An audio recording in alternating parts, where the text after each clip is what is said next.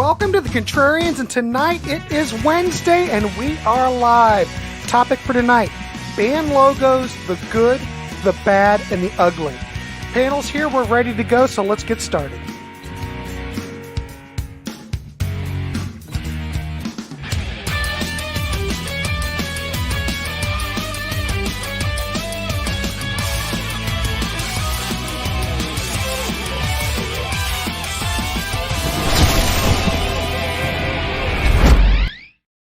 Welcome to the Contrarians, and we are live. It's Wednesday. I hope everybody's having a good night. We are going to talk about band logos, the good, bad, and the ugly. The same panels here. We've got Martin, we've got Peter Kern, we've got Jamie Laszlo. So we're going to talk about this. We might as well get started because we have a lot to get through. We have picked 10 logos apiece. Normally that's how we do things on here, but so we'll do two at a time. So Martin, do your 1 and 2, and we'll just go right down.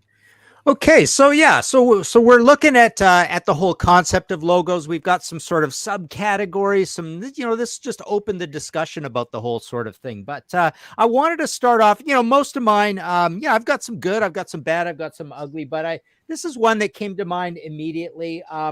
Stars. So stars. We've talked about them on this show before. To my mind, this album cover is a doppelganger of the Moxie Riding High album cover. You should compare the two one day. But yeah, so there's your cool Stars logo. So this is a band that's absolutely feels like they're in that Kiss and Angel camp. They're a rock steady production. They're getting produced by Jack Douglas.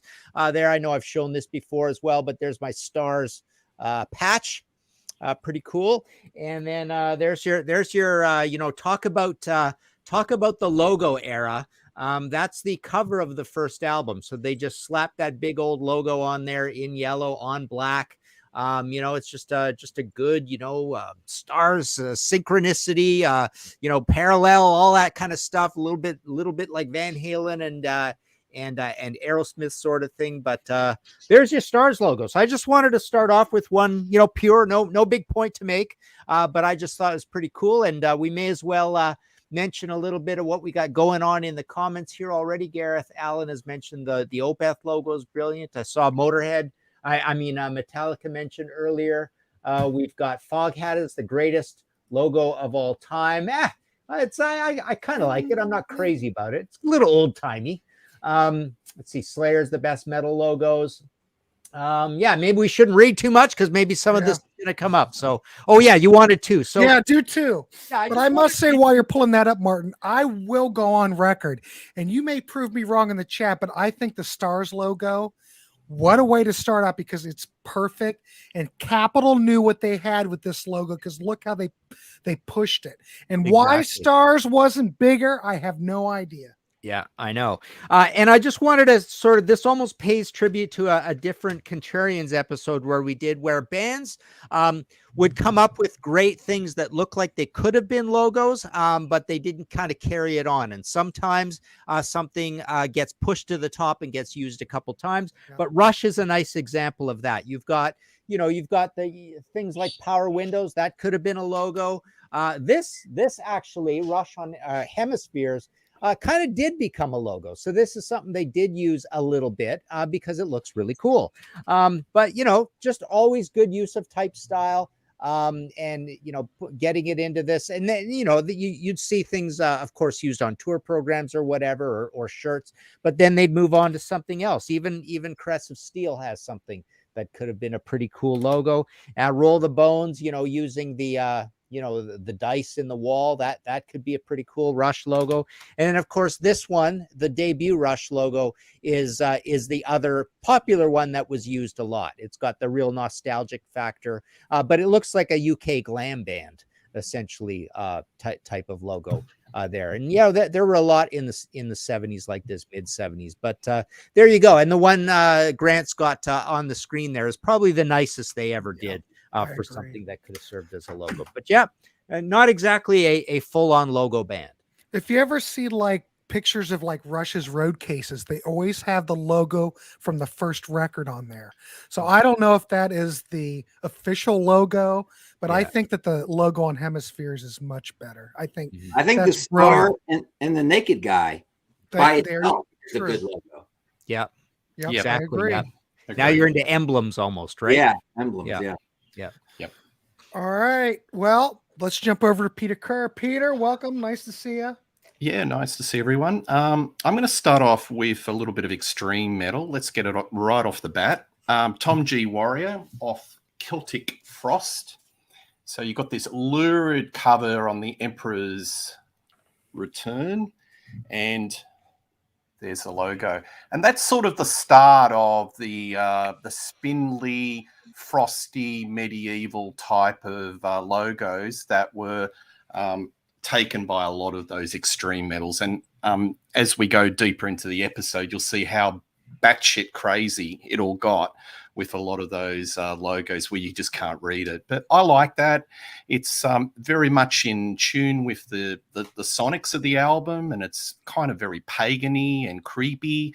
So I'd put that in the category of probably the good.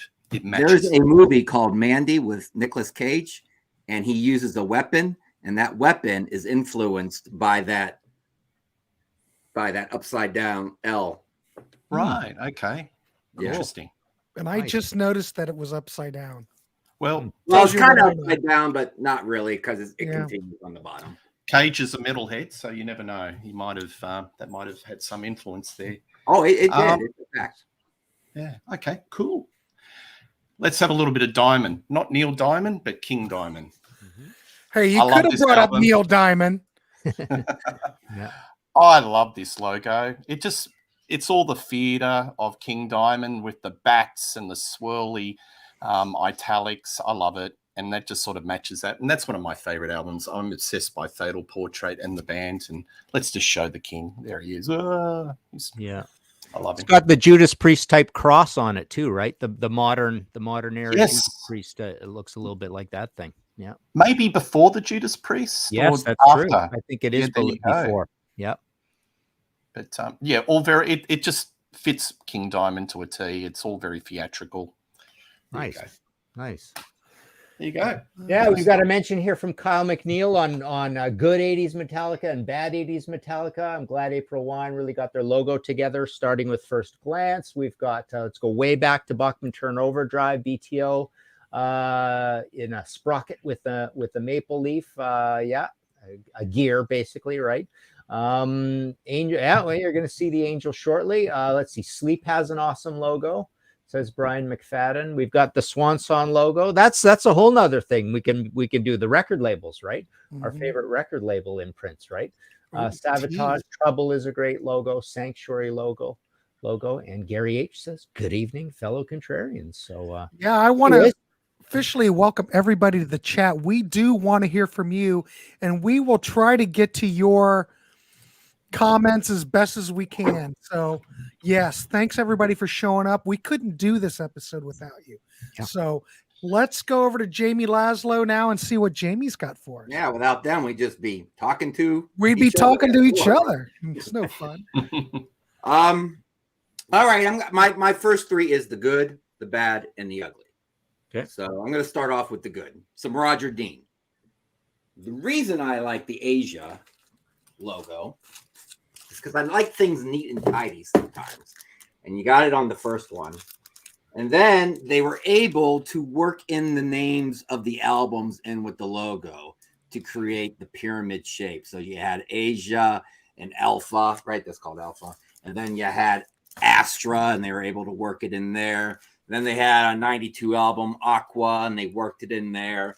So yes, they kept it nice, tidy, and neat. Of course, they started to change the names of the albums late in the career, and you had the XXX, and it wasn't working as well. But for a while there, they had something going. So that's the good. nice. Now, the bad is a harsh word. I'm not going to say bad. I'll say confusing, especially because this is one of Martin's old buddies from Banger. Banger buddy Sarah. Uh-oh.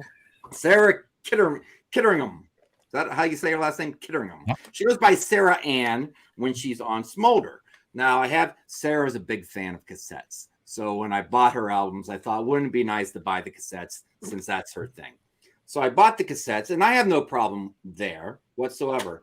It's on the side, and on one of their EPs, Dream Quest Ends, where it's spelled down. Now the thing is, you have all the letters one on top of one another, right?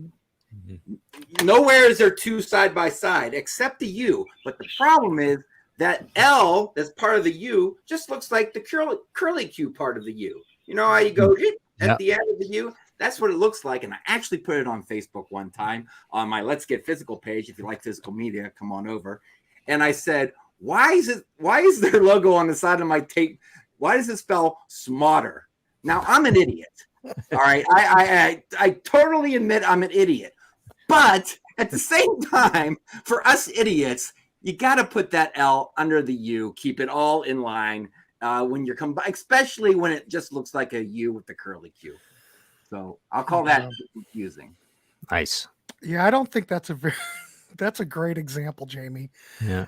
Does it sit? Is it portrait or is it what is it? I don't know I've seen it both ways. Yeah, it's on the side portrait, of the and I've also seen it landscape on their like they have maybe a patch that looks just like that going all the way down.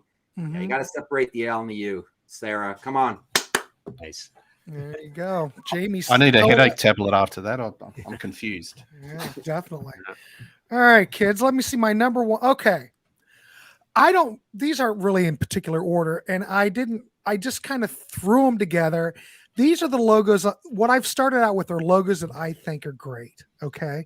Now, when I was a kid, this had a big impression because I was a big fan. And I think the logo from 1977, 1978, I think was the perfect band logo. This fit on a belt buckle, for crying out loud. Nice. And kids had that. It was that rainbow belt buckle. If any of you guys remember that. Yeah. But this Styx logo was the best Styx logo ever. And if you look at some of those later records, they abandoned this, but they kind of brought it back. But great. This is great. It's not my number one, but I always thought this was a perfect band logo. Sure. What can I say? Yeah. There you go. Very nice. Did you have the belt? No, but I had, no, but I remember at JCPenney, they sold them. I bought a Peter Criss one's what I bought. That's what I had. I had the Peter Criss one. Where? Okay. Well, it's shaped just like this. It's just like the Styx logo. But they had Gene, they had everybody in Kiss. They had a whole bus. That's who sold them was JCPenney. But I didn't get the Styx one. I should have, but And of course, if you know anything about me, it all comes back to Cheap Trick and April Wine. So we're going to bring up April Wine, who I will go on record to say has the best band logo ever, but also the worst band logos ever. It wasn't until they got to Capitol and Capitol knew what to do with April Wine. So they got this. But the things with April Wine, you get to Animal Grace, you get Walking Through Fire. They abandoned this. I don't know if it was Capitol or Aquarius saying, you know what, April Wine, you guys are passe. We're done with you. They're trying to jeopardize their career. I don't know. But the April Wine logo is one of the best logos, I think. I still think. So there's my two good ones. Okay, excellent. Well, before I go on to mine, we've got Brian McFadden has mentioned Van Halen with the wings was cool stuff. LB mentions Motorhead. We got the fish logo. Yeah, that's pretty cool. The Yes logo, more on that later. Saga's pretty cool. We got Helix, Vandenberg, and Kansas. Peter Criss's Yacht Rock. AC/DC is a bit naff. Yeah, that's a logo I've never been a big fan of. We got the Doors logo is awesome. Yeah, definitely. Yeah. We could do a whole show on emblems too, but I think some of that's going to come up as well. So let me move on to the next one here. So when we came up with this show, Jamie said, okay, that's good. Who's going to do Angel? So I thought, you know what? Somebody better pick it because you got four guys talking back and forth thinking no one's going to pick it. So I thought, okay, I'll explain the Angel one. So, and you guys know that I do have a book on Angel out called the Fortune on the Rocks with Angel, which is available at martinpopoff.com. But yeah, in there is the story of this. There's not much of a story to it. A fan basically came up with it, brought it to them and showed it to him. And then he flipped it upside down and freaked out the roadie, I think it was, who ran to the dressing room and showed him, you got to see this thing. So basically the cool thing about the Angel logo is that you turn it upside down and it reads exactly the same as it did right side up.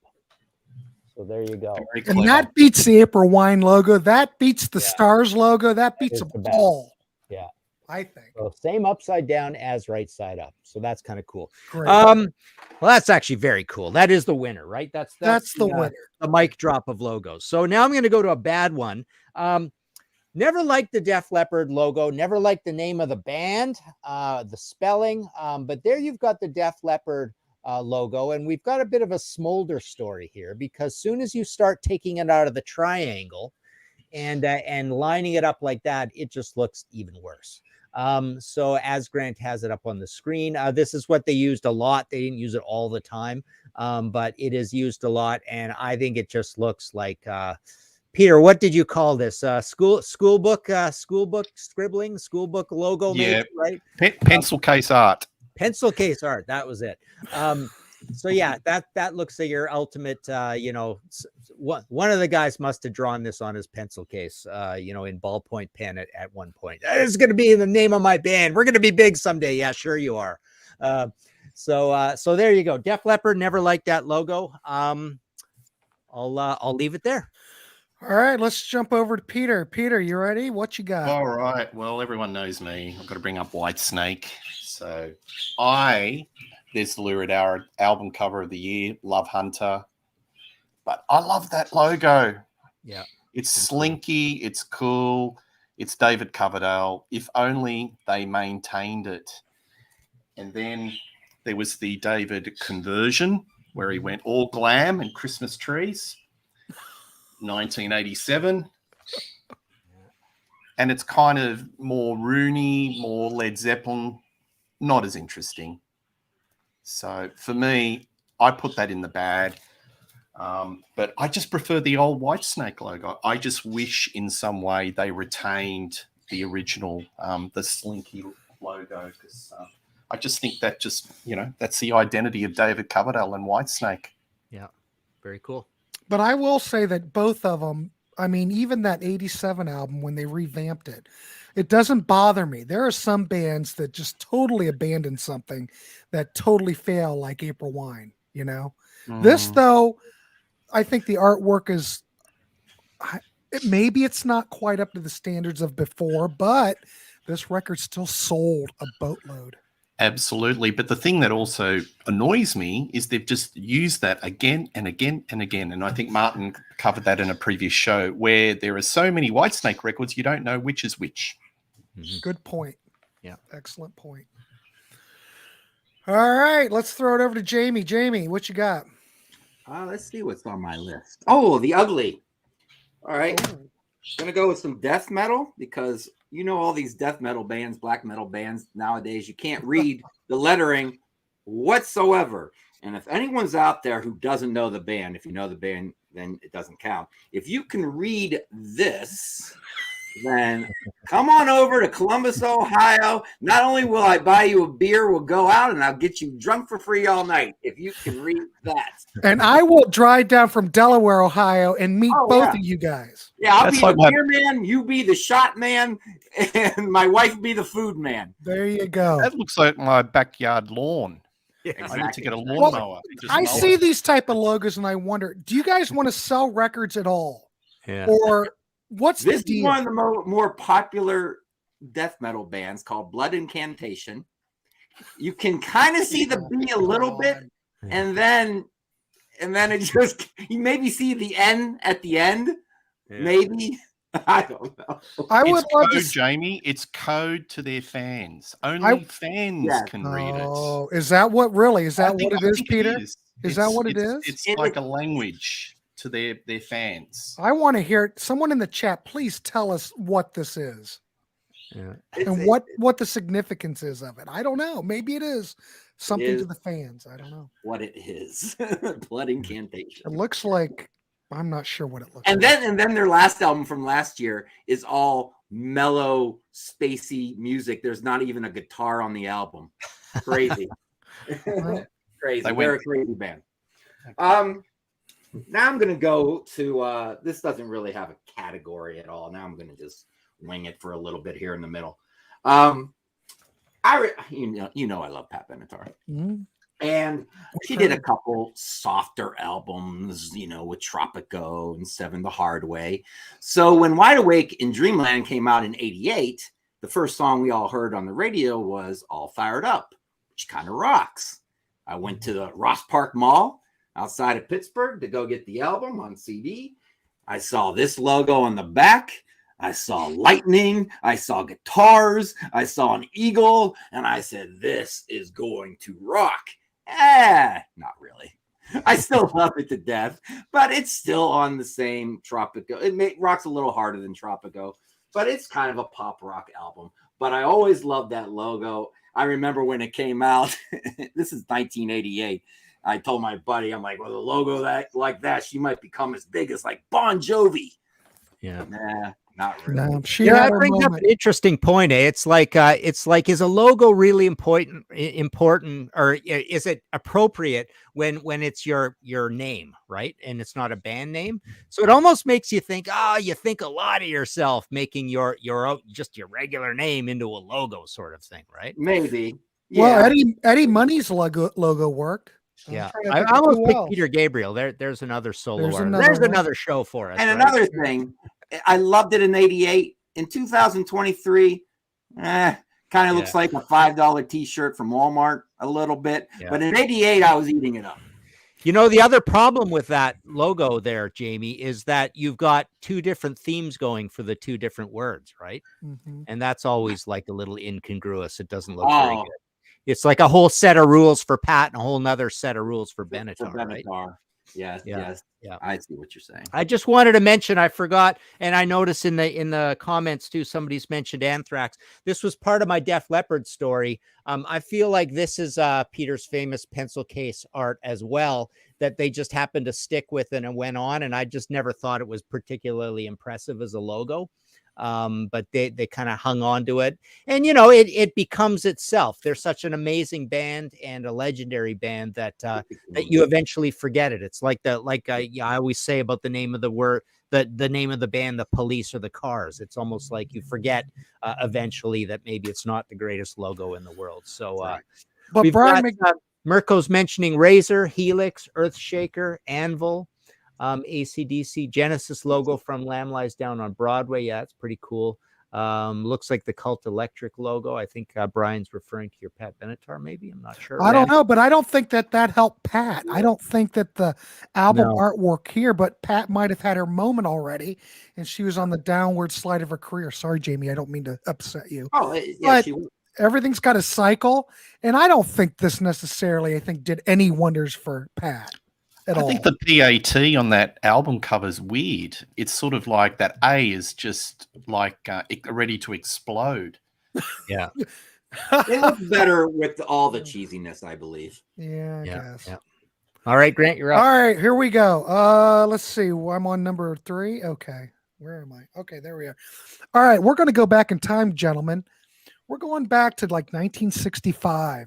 And I do believe David Crosby had the trademark for this logo, but this accompanies the 1960s, the psychedelia. This is the album that this logo was introduced on, 8 Miles High, which is probably, I'm going to say, the greatest single of the 60s. But the Birds logo, I've always liked this logo.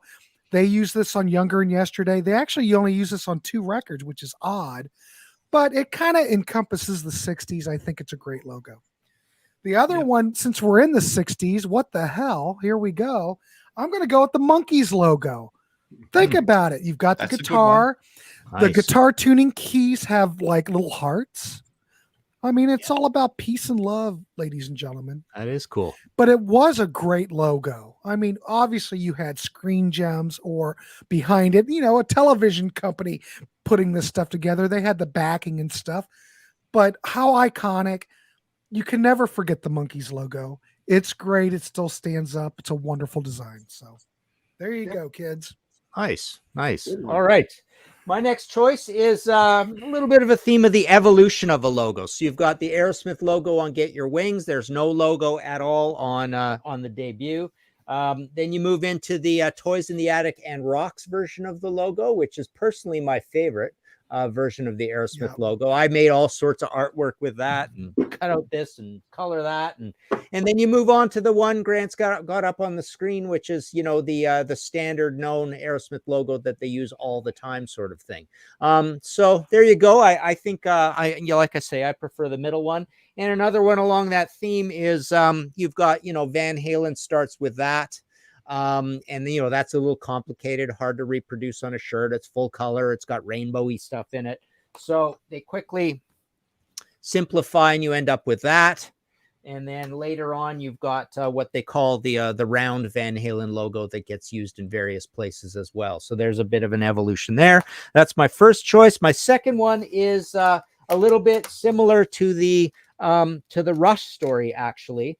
The band Clutch, who I love so much, they don't particularly always have a standardized logo, although that is the most standardized that we're going to show. So they do have it on this great album and this great album, Strange Cousins from the West. But they don't have it on this one where there's more of a skateboard look. Stoner rock, right? Skateboard, stoner rock, old look to these old albums. And then on Earth Rocker, they're using it as well. So that, if I was to pick out of everything on my list, that is my favorite logo. That is an amazing, amazing piece of artwork, piece of typographical type style artwork right there. That is a really wicked, very cool logo and actually quite readable as well. Yep. There you Nice. go. Yep. All right. Peter Kerr. Well, I haven't got the albums to actually show up, but I'll just talk about That's the right. logo. Beastie Boys. Yeah. License off the License to Ill. It comes up. There you go. That's like a branding. So the famous album cover, it's off the back of a DC plane and it's on the tail. And I'll always like that logo. And I think they've done that on a few other CDs. So I think it really sums up their personality and it's a bit of a branding. So the Beastie Boys. We could have brought that up last week. Yeah. Yes, absolutely. On the planes. Next one is Massive Attack off the Blue Lines. Now you've got to look at this in conjunction with the symbol, which is flammable material. So Massive Attack, huge trip hop band, great album, Blue Lines. Check it out. But this was inspired by the Irish band Stiff Little Fingers, who had an album cover that had all the flammable material. But it sort of works. It's in lowercase and it sort of just matches the music, which is all dope beats and trip hop, soul funk, reggae. And I like it. And that's been kind of their symbol, all the way through. Massive Attack. Good one. Yep. Nice. All right. Jamie, you ready to go? Yes, sir. All right, let's do it. All right. I am going to go with a quote unquote newer band. And when I say newer, I mean like they're 21 years old, 20 years old. It's funny how in 1988, nobody was calling Jethro Tull a new band 20 years later. But now things change. 20 years, you're like a younger, newer band. So I'm going to go with Metric. And I like their logo a lot. You got it to bring up? I got it, but you know what's weird? I'm just going to change the subject real quick. It's weird with StreamYard. I can load up all these logos before. Then when I go to pick them, for some reason they're not there. But I've got it. There you go. Oh, yeah. It's weird. I don't know what whatever. But what I like a lot about it, they change the M every once in a while. They take off one of its legs every once in a while. But for a quote unquote newer, younger band, they keep it consistent with every album. They keep the logo going, which doesn't happen too often in today's bands and today's music. Yeah. And if you guys don't know Metric and you like new wave, this is like modern style new wave. They're still out there, still pumping out albums. Last year's album was one of my favorite albums of the year. So check them out, especially if you like Blondie. And I'm going to go with, someone stole my thunder on this one. I'm going to go with Opeth. And I'm going to bring up the album Steel Life, which was my first album that I got into. And on the vinyl, you just got that O. And if you know anything about Opeth, even a little bit, you know when you see that O, that's all you need to see. You know it's Opeth. I got it on the back of my Jeep, on the window, a big sticker. And what I like about that O is that it's beautiful, but at the same time, it's kind of intense and a little scary. And that just sums up their music right there with that O. Oh my God. Nice. That's it all right there. Nice choice. Nice Yeah. choice. Yeah. Good. So wanted to mention, we've got to mention for the Sex Pistols. Yeah, that was pretty cool. The cut and paste ransom letters kind of thing, right? Legs Diamond, good logo. Pete Brown's agreeing with you. Love the Opeth logo. We've got Tank mentioned here. Let's see. We've got good band, the Decay of the Dead Kennedys. Yep, there's another one where you're, reduce it to the letters and people know what that is. Queen logo. Queen logo reminds me of the Opeth logo a little bit, right? With the oversized first letter, right? ELP, Tesla, Crocus, Great White, Metal Church, Flotsam and Jetsam. Yeah, a lot of good ones there. Gang Star, the Darkness logo is cool. Bad Religion logo. Good. Yeah, a lot of good. Public Enemies. There we go. So, all right, over to Grant. All right, here we go. Okay, Grant, switch gears. Okay. All right, here we go. So I did the monkeys. Okay, here we go. This is one of the best band logos and another good indication of a great band logo, great album covers, but they never took off in the States.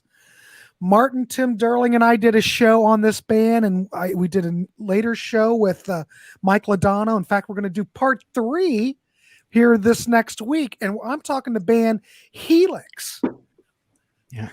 What a great logo. This just says success to me, but they did much better in Canada, but in the United States, they didn't do a whole lot.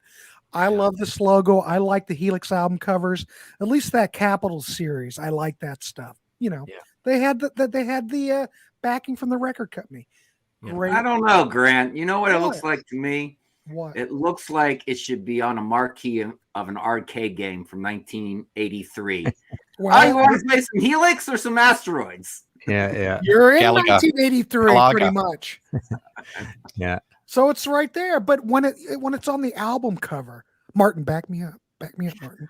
Well, When it you look looks at the like it album should be cover, on a it looks ribs great. chain or a barbecue, restaurant too. Right? I like it. Barbecues galore. It's round. Yeah. When you put this in I love it, artwork, yeah. there's a lot you can do with this logo because it can fit in a lot of different adaptations. Belt buckle. It buckle. also looks like a Big carnival belt buckle. ride. Hey, did That you was a ride the belt All right, buckle Jamie, that I'm didn't going change. world? I don't know, Jamie. I don't know. I love that. All right, I'm just going to get rid of Jamie. No, I'm joking. There he's back. All right, next one. Okay, this is another great album. This is another great logo. And no one's mentioned it. See, I do mine last, so I have to scrape the bottom of the barrel. But this is not bottom of the barrel. The Night Ranger logo. Great. It's very masculine and it looks very powerful. In fact, the logo looks more powerful than what the music is. But I'm just curious, has anyone ever seen the logo before they added night to it? Because evidently there were some album covers that they printed before that they either destroyed, and I don't know if they made it out of the factory, but they're just some albums that just say Ranger. I figured Martin may have seen it. Oh yeah. I can't picture it off. I know that story a little bit. Yeah. Wasn't there another band that had the name Night Ranger? Wait, just Ranger. Ranger, yeah. So they had to put night on there, but it's perfect. But they added it to the logo. I don't know what it looked like before. I guess it just said Ranger. I don't know. But I think it's a great logo. I like it. I love it. It still stands up. And I think they always used it. They never abandoned this. Yeah. Great logo. It's coming at you. It's coming at you. It's a great. All right, cool. All right, Martin. Okay, my next choice. I don't know why I picked this one because it's neither good, bad, or ugly. It's just kind of average. But I think I went with let's talk about some bands we don't talk about very much for some reason. Dream Theater.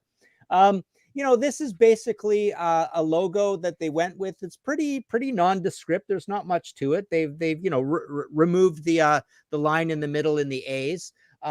And then they've got basically, that little logo thing, which looks like a sigil. It's a long story what a sigil is. It's sort of an occult thing from Austin Osman Spare, but basically you take a bunch of letters and put it on top of each other like that, and you remember this thing, and then it happens, sort of thing. But basically, so they've got an emblem and this logo that's not very exciting, that they use a lot, right? And my second choice is this idea of when a band, Ted Nugent, well, actually, what did I call? I called Gillen. You've got Gillen there, right? So I do. So What's Gillen, that the Gillen logo is essentially a stylized or an early version of what his signature is. And there's Ian having signed this. You can sort of see that it's part of it. But I've never liked this logo. I've always thought it was just the G is way too exaggerated, and it's not that great. Looks okay like that a little bit, but and then Glory Road, it's just got it smacked in the middle of the page. But the other one that's a little bit like that is Ted Nugent's, where it's it's using this popular 70s font, but it is meant to I believe more or less mimic, probably can't see that very good, his signature a little bit. You might see it a little better on this one. But this is a logo I always quite liked, even though it's 70s, they changed the colors a lot. It's very distinct. It looks great on a t-shirt. It was everywhere. He used it a lot. So I think it's a good logo that, there's nothing super creative about it, but they just kind of made it their own. And by, mixing it up with the colors, I think they did a good job of it. And I just mentioned here on the side, we've got Pete Brown mentioned Slipknot. William Walker, good to see you, William. Triumph's Just a Game, moving forward logo is fantastic. Early Aussie solo logo, yeah, that's a good one. I saw a mention of UFO. That was really cool. That's absolutely a good one. Mudvayne used something similar. DT sigil just made me remember the name was Majesty first. That's right. It doesn't even look, I don't think it is I'm not sure what letters are all in that sigil, but anyways, there you go. Over to Peter. Okay. So the next one I'm going to do is, Grant gets it up. The doors. Okay. I want to make sure that we're doing the right one. Yeah. So I've always liked this this logo, and I like how the O's are on the angle. It's like a bolt, in a door. Yeah. It sort of matches the whole image of the doors and how it's a little bit off kilter. But I think that's just a classic. It was all hand drawn. Yeah. Yeah, it's nice. Yeah, it's classic. Next one, Martin's already spoken about it, but I'll bring it up anyway. Sex Pistols and the ransom art. And you can't tell me that didn't sell a few units in UK just based on the logo and the album cover. I think it's a classic album cover. And there's a few variations of colors in this album, isn't that, around, Martin? Yep. My original was a UK copy, and it was yellow background, I believe. Yeah, this. And missing the song, Submission. Submission was a new song, kind of like that whole Green Manalishi, Hellbent for Leather thing. Yeah, but I love all the ransom notes in the back. It just adds to the notoriety of this band that you're going to listen to something really badass. So there you go. Never mind the bollocks. Yeah, great one. All right, Jamie, what you got? All right, let me go back to Dream Theater real quick. I worked with a girl at a record store in 1993, and she got the Dream Theater logo, the little circle thing, on tattooed on her ankle. In 1993, I told her, first thing out of my mouth, why'd you get a tattoo of a band no one's going to remember in 2 years? Who's the dummy? Oh, no. Who's the dummy? I wonder if she thinks of me sometimes when she looks at that. It all depends upon what circles you hang out in. That's all I'm going to say. Send us a comment if she's still around. Hello. A long time ago in Florida. All right. I'm going to go with... Now, these next two are strange because they are the logos you think of first when you think of these bands, but they're not really on any albums except, the Smashing Pumpkins one is the SP in the heart. I got it. It's in the inside of Siamese Dream right here, but it's not on the cover. And I always liked it. It's kind of classy. Sometimes they color it inside, but it is on a live album from 1994 called Euphoria. Well, that's the writing there, but I was talking about the SP. Okay. It is on the live album, but it was only limited to like 1,000 releases, so it's not that popular of a live album. But the SP is what I think of first when I think of Smashing Pumpkins. And another one someone brought up is Fish, which is a great logo. It's almost like the Monkees, except that it's in a form of a fish. Again, the only thing it's been on the cover of, even though it's the go-to logo in everyone's head, is it's called the White Tape, which is like some 1986 demos, and then it was re-released in 1998 or something like that, limited. So it's not a very popular album, but I mean, I got the live album here.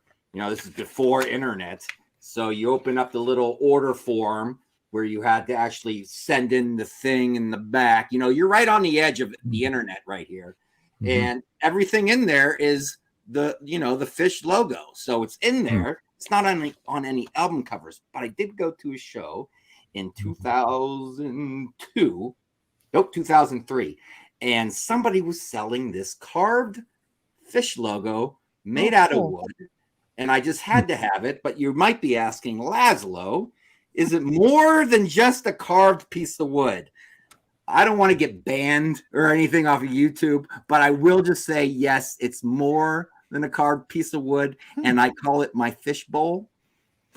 It hasn't been used in about 20 years because I don't do that anymore. But yes, that's my fish bowl. Nice. He doesn't do it anymore, kids. Okay. Awesome. Swim. All right, cool. Yeah. Want to make a quick mention? Pete Brown mentions the Steel Panther logo. We got the Nazareth logo. Yeah, that's a great one that they stuck with, used a lot. Iron Maiden logo, of course, they used a lot. HSAS logo. Yeah, of course, that was only used once. They only made the one album. Testament logo. Yeah, a little bit pencil casey on that one, maybe. I don't know. Y&T logo. Yeah, pretty simple to the point. We got Trust. We got Kiss mentioned. Of course, no one's mentioned Kiss yet. Pretty bizarre. Scorpions as well. The whole rollerball thing. Yeah, there's some great obvious ones that we didn't cover, but maybe because we wanted to be a little bit different with what Iron Maiden created a whole font that means heavy metal. Yeah, that's true. You can download that font, Jamie. You're right. Yeah. All right, Grant, over to you, and let's pick it up. We all got to be off here soon, don't we? Yeah, we have a show at 8. So, all right. This band predates Kiss. This predates Alice Cooper. For a band that dressed up, and everybody totally forgets about this band. But I mean, when I was a kid, this band really made an impression. Kiss was shocking. This band changed a lot of lives. I'm going to go with the Banana Splits logo because when I was a kid, this was a big deal. Because I watched this all I kind of missed it when I was out because I was too little. But the reruns on, later on, like after coming home from school, they play Adventure Island and all that. Big deal. Nice. But Banana Splits also put out a record like 68 or something, which is actually pretty darn good. But it's a great logo. It makes you feel good. And I thought, what the hell? I'm going to mention the Banana Splits.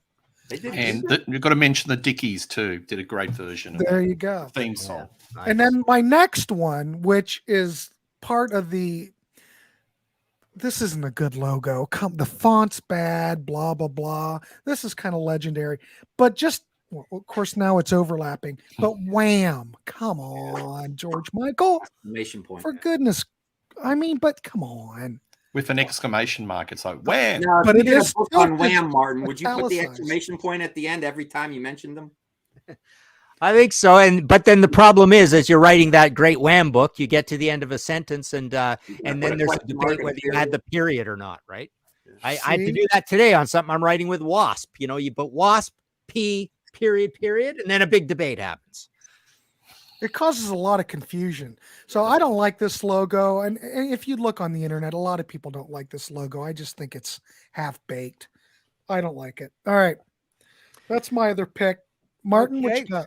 Well, next, I guess the theme here is it a logo or is it just somebody's sort of handwriting stylized type? So I went with the Yes logo, which we all know and love. What an amazing logo. But this is Roger Dean.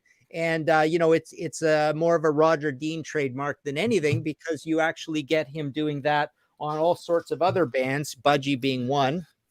That's the whole Budgie doing the same thing as the Roger Dean kind of lettering, right? But and then early, that's actually not Roger Dean, but then you've got early Roger Dean as he's just getting into the business, so he's not stylized fully to the standard Roger Dean look, but there you get kind of an early stylized on your way to the Yes logo sort of thing. Well, I guess Yes is before this, right? But yeah, for Roger's artwork, here he is getting like that. And also, I don't know who else. The Steve Howe solo albums use his thing as well. All right, and my last one is just to add to a point that Peter made earlier. I kind of like this idea. I went with Cradle of Filth, with the whole idea of in the early days. You got it starting out where it wasn't so radical and you could still read it, but you got the start of the idea moving towards the unreadable death metal thing. So just as all this music got more extreme and heavier over time, they just did it with the type styles as well. And just to support that fact, you've got early Hypocrisy did the same kind of thing where and there's tons and tons of these bands, all these Black Mark bands, and Earache and earlier Nuclear Blast. There was tons of this going on, but they were the kind of thing that could be and was hand drawn at the time. These things weren't done on computers, but they were still readable at that time. And then they got into the the famous lawn with all the weeds that Jamie showed earlier. So that's my last one. Yeah. And before we move on, just mention Star Castle logo over here in the comments. The angel, of course, we talked about. Axe, 9 Inch Nails is a great simple logo, right? We all know that one. Celtic Frost was mentioned earlier. The sword logo, Airborne. Yeah, you've got some traditional logos that look like old 70s logos, like Airborne and even Sword for that matter. Diamond Head. Diamond Head logo is a little pencil case arty, I think. I would say as well. Maybe there's another whole show there, right? I think so.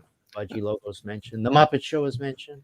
So yeah, there you go. Over to and Peter. I think you have one from last time, right? I think after Sex Pistols, don't you have 3?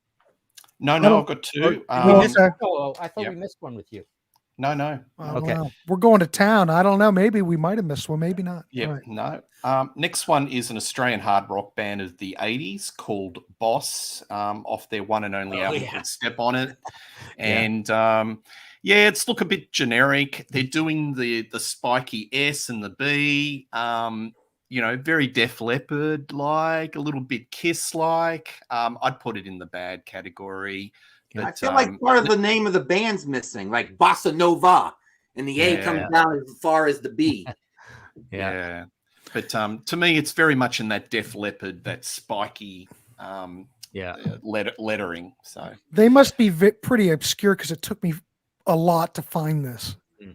Oh yeah, good for you. Yeah, put you to work. Yeah, I know. All right, and I thought I'd finish up with a little bit of death metal. Put it up and tell me, guys, what does this say?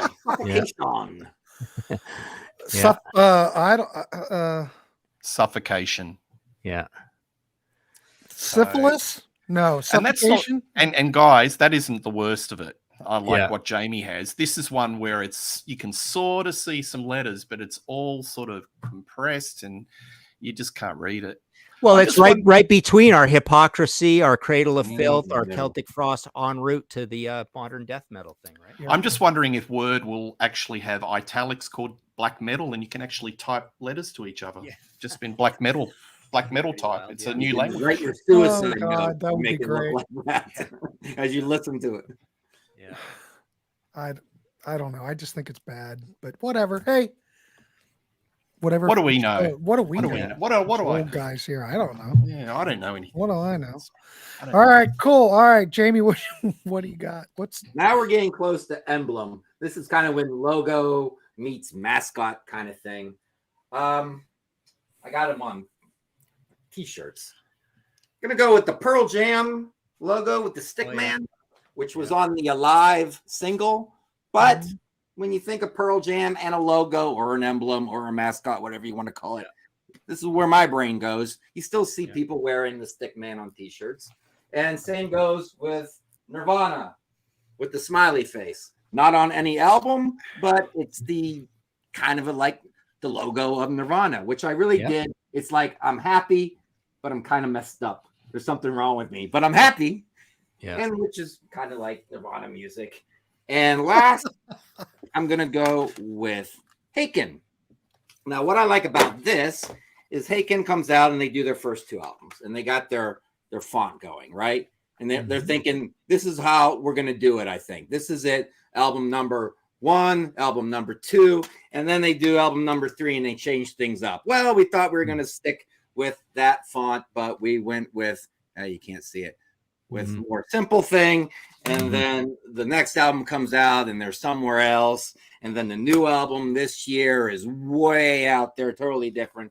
The reason I like this logo is because I like it, period. But it came out on Vector. And then their next album, even though it's 2 years later, it came out on Virus, right in the midst of the pandemic. They did that. Perfect timing. But I like it because it keeps it nice and neat.